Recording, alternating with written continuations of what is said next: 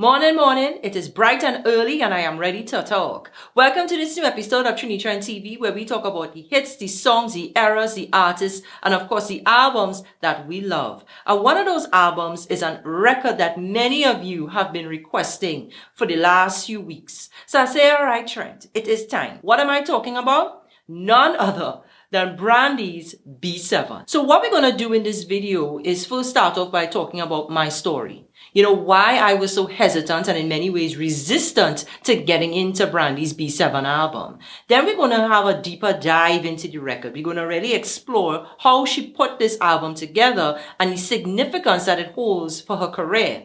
Then we're going to get into her voice. We're going to just touch on some of her vocal performances, you know, how she developed a new sound for herself.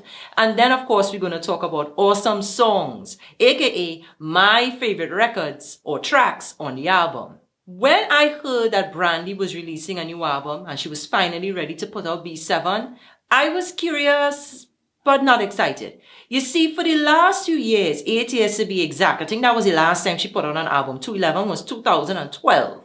For the last 8 years, Brandy seemed to be more focused on everything except music. You know, she had gone into acting. She was on television. She went on Broadway. I actually went and saw her in Chicago when she played Roxy. Very entertaining show. You know, she really went into other aspects of her creativity, but music was no longer the focal point of what she was doing. I didn't know that she was going through a struggle behind the scenes, trying to find a safe place to create music. And as a result of that, she really didn't have a steady foundation. And you know, she spoke about this, I'm reaching for my cue card. She spoke about this in an interview with Wrap Up when she was promoting B7. And she said this: I didn't feel like I was in a safe place to create. I didn't feel like I had the creative control. Oh, good, you see that bowl of life now? Anyway, I didn't feel like I had the creative control that I felt like I had deserved or earned. So I wanted to get myself in a better place.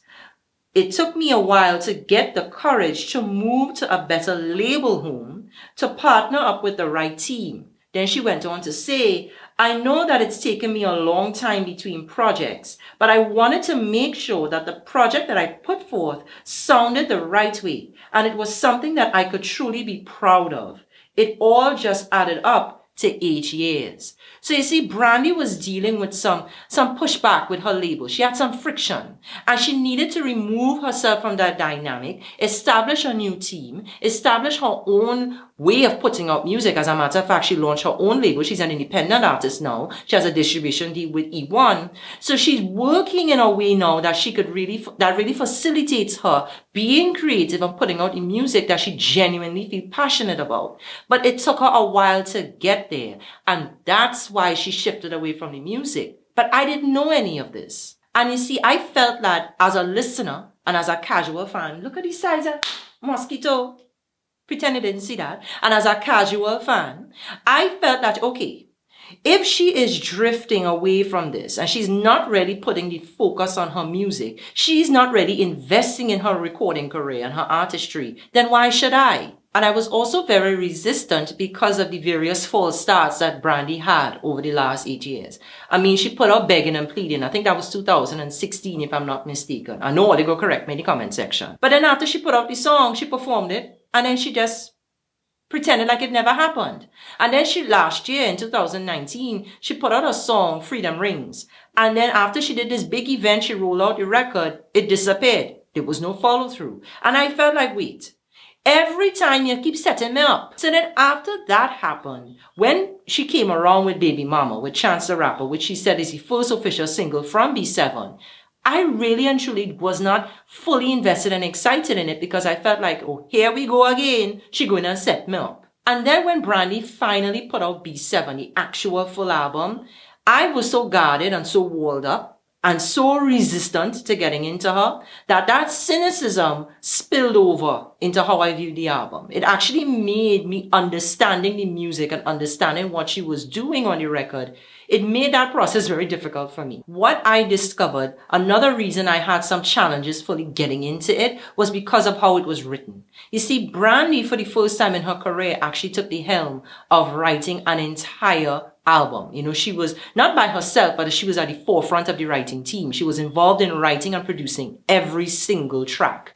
And as she put the songs together, the style in which she put them together, not all of the records, but many of them, they sound kind of like poems. And that's actually how Brandy views her music. She said this in an interview with People TV, where she said that, she views her songs like poems. She views them as almost like an abstract way of expressing herself. So as I listened to the records, I found myself not fully grasping what she was saying. And then when you add that into my hesitance and to my cynicism, it just made digesting the music very challenging. So add that abstract way of writing many of these songs, that poetic way of putting the music together. You add that to a very unorthodox type of production style that DJ Camper, that's the main producer on the album, that he brought to the table. And then, of course, you go across to the way that she did the vocal arrangements. Brandy does a lot of stacking. She does a lot of layering in the way that she puts the songs together. It's almost like a continuous cascading type of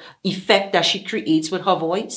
So when you add all of those things together, and in some cases, I really had to read the lyrics because I couldn't really catch everything she was saying because it was so thick. It made my time in understanding this record, it extended that so much longer. I had to listen to the album several times over and even had to go watch several interviews by Brandy just to get context to fully understand what she was trying to say. But in the process of me going and looking for interviews and really hearing what she had to say and her explanations and, reading her words and really getting into her head, I had an aha moment. She was having one particular conversation, a discussion really, with same thing trend, synonym. But she was having a very interesting conversation with DJ Sus1 over on Taste Radio. And she said this: I talked about my struggles with love and how deep I can fall in love and how my mind can get a little crazy when I'm in a relationship. And I feel so deeply about a person. I talk about my sanity. I also speak about my motherhood and just my approach to love and just how love can turn me into another person if I'm not careful. You see, what Brandy was getting to on this album is she's really giving you an experience of her own mental instability when she's going through that process of love and heartbreak. In her live stream with her fans, something I really enjoyed. She did a live stream when the album came out and she spoke about all the songs on the album. She played all of them and she spoke about each of them and got questions from the fans on each of them. And she said that this album to her is her heartbreak album. So as with those words in my mind, with what she said to DJ Sus1 in my head as well, as I listened to the album, I was able to now frame everything in a context that made it easier for me to understand. But as I went through the record and I listened to how it was produced, I can really tell that Brandy was trying to create a soundscape that matched her mental instability in her relationships.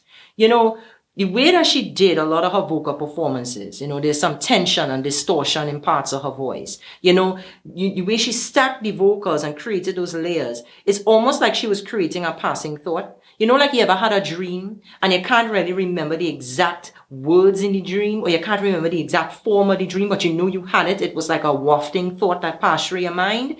I got that sense from the way she put the vocals together. Add that to how she wrote it in that very abstract way. And then, of course, you take the production, the way that a lot of the songs are produced. It's like the melody doesn't follow a very linear, typical pattern. It switches when you least expect it. And sometimes the beat, especially on a song like Borderline, which I think captures the entire essence of the album. It captures all of these things that I'm talking about right now.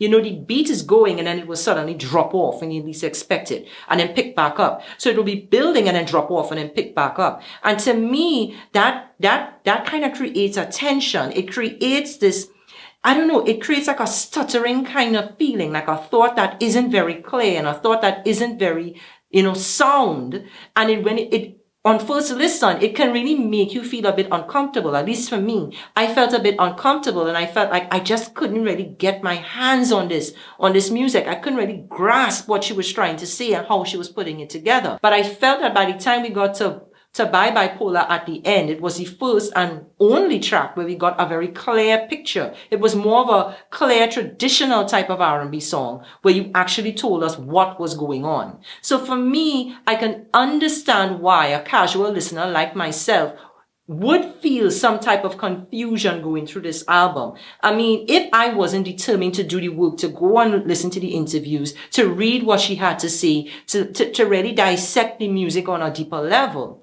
I would have easily dismissed this album as something that I didn't quite get and it was just confusing, and I would have moved on to the next thing, which is typical for many people now in the streaming era.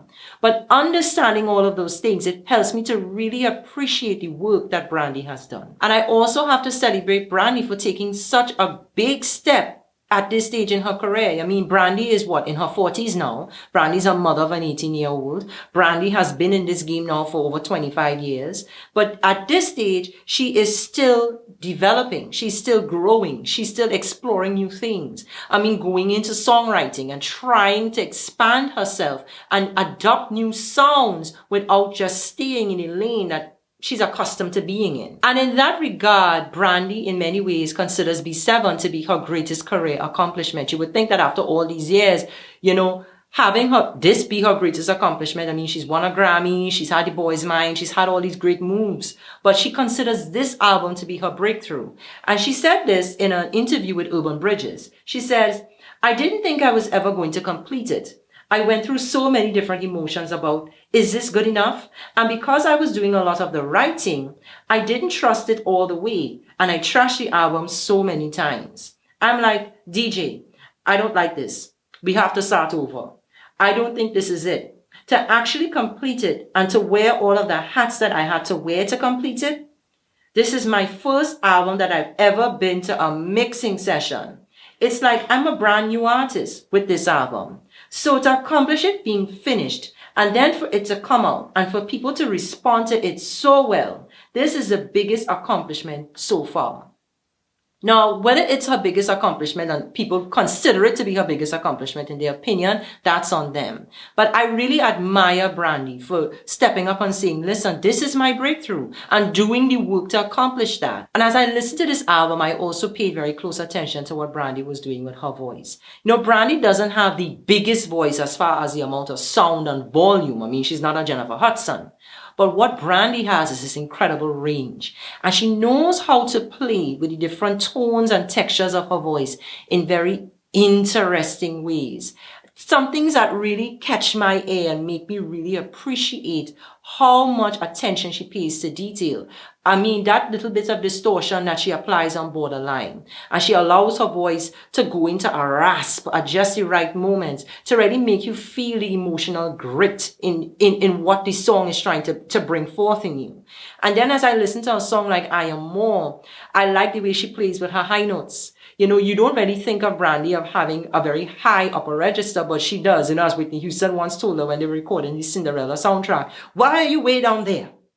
I really appreciate the fact that Brandy is allowing herself to blossom on the higher end, because from Full Moon, she started to really play in that deep, darker register of her lower range. But hearing her go up there in I Am More and hit those really pretty high notes, it really reminds you of just how talented she is. But all of the experimentation that Brandy has been doing with her voice, in some ways, it's being done in response to other people basically adopting her style. I don't want to say biting from her, use a negative term, but I would say there are many people who have been heavily inspired by Brandy. I mean, if you turn on your radio today and you listen to some of these younger singers and you hear their music, you can hear Brandy in them. You hear a range of singers, but you definitely hear Brandy. Her presence is clear in R&B. Especially even in pop music. So when you hear that, you can understand why Brandy continues to grow and evolve and experiment with new ways to use her voice. And I love what she said in that Urban Bridges interview about finding a new sound and continuing to push the envelope. She says, "I was kind of lost at what my sound was because, and I say this humbly, I heard so much of my approach to music and a lot of people started to catch on to it. And I started to feel like, okay, well, if everyone is doing what I already crafted for myself, what do I do different? So it took me a while to kind of creatively find another way for me to approach music. So I would give the people who have been supporting me something different other than what I've done before and what other people were inspired by. Brandy could have easily just said, well, I created this sound and I'm going to continue doing it. This is me. Everybody else biting from me. So what? But what Brandy did was she said, okay, everybody else, and well, not everybody, but so many younger artists are picking up on my style and what I've done. So what I'm going to do now is evolve. What I'm going to do is branch forth and try something new. So now let's talk about awesome songs, aka my favorite tracks on B7. I will start things off in no order with Rather Be. I like this song. It's one of those songs that I like playing in the background while I'm working or while I'm doing something. It's one of those songs, it feels good. It really brings you into this emotion of love and enjoying a relationship. And I really like coming down to the end. It's like a drum breakdown. And she does these two very quick riffs. And I was listening to it and it actually made me stop. And I was like, what is that sound? And it was so interesting to hear her do it. And that's what I like about Brandy. Those subtle moments that really catch you off guard. That attention to detail and that just really just tugging on your heartstring when you least expect it. I really enjoyed that. The next awesome song is Say Something. I really like this record because it was a very forward vocal. I mean, there's so much stacking and there's so much going on throughout the album. So to hear her just sing outright and not have that wafty dreamlike state, but in this case be very in your face, almost aggressive, because it captures almost like an argument. Even the way that it's produced, you feel like there's a give and a take, an ebb and a flow. And I like the way that she put this record together. It gives the album some momentum. It gives it some movement in a spot where the album really needed it. The next awesome song is Bye Bipolar. I really like the way that this song builds. It's not my favorite lyrically, but I like the vulnerability that she brings to it. There's a raw emotion. And she continues to build and climb as the song moves forward in a very traditional type of R&B ballad type of way. It's very piano driven. And I like the way that her voice just climbs and builds and opens up to the point that by the time we get to the end of the song, she is just belting flat out. And you feel like she's really telling you a story in a very raw, emotional way. I mean, on the live stream with her fans, she said that this was a song that she had to keep trying to record over and over and over. It took her the longest to record because of that raw emotion. And I felt it really come through in how she sang it. The next awesome song is Love Again with Daniel Caesar. I like this song. And even though it was released prior to the album, I didn't really fully pay attention to it until I heard it on the album. And I love the fact that they put it here because it has a more sparse type of arrangement. And when you're going through this whole album and you're getting stacks and layers and the arrangements and everything just feels so thick. I mean, you really feel like you're walking in a cloud and everything is enveloping you and you feel like you're being, hit from all sides with all these different musical ticks. I like the fact that this song creates space. And I also appreciate hearing a different voice on the album. When you stack your vocals so much and you do so much layering, what you do is that you create a wall of sound with just your voice. And that's what Brandy does. There aren't many other voices on this record. So it's when you hear Brandy over and over and over, hearing somebody else on the album really feels like it's like coming up for air.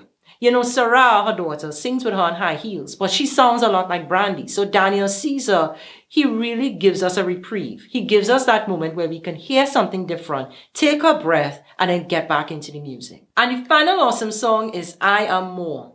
I really appreciate this record. Now, I know some of you might have thought I was going to say Borderline since I referenced it so many times. And it really does capture the whole essence of the album. But I Am More for me is just fun. And I like the fact that it's a declaration. It's just Brandy allowing herself to be herself and have that attitude and have that spark, that energy, that glint in her eye that we know she has. So I really appreciate this record. It's fun. And rapping Brandy is not really my favorite Brandy. But I still like the song. And it's something that I could see myself just playing in the car, just playing in the shower. Well, I ain't going to electrocute myself, but having outside the shower while I bathe and really get into it and just have fun. Thank you for watching this episode of Trini Trent TV. I had a great deal of fun. It was a lot of work putting it together because I Brandy soundbite, If you think I does talk, you ought to hear Brandy. Brandy does real talk. And to transcribe all of that information, it took work. Each little soundbite was more than half a page. Brandy Gill. Whew! but I appreciate you because you give me a lot to work with. So make sure you leave a comment on this video. Let me know what were your 5 favorite songs on B7. I gave you 5, so you give me 5. Let me know what you think about the album. Leave a comment, join the conversation, and I'll catch you next time. I'm starting to sweat. I sweat right through my pants and my good clothes. Anyway, I'll catch you next time, folks. Later.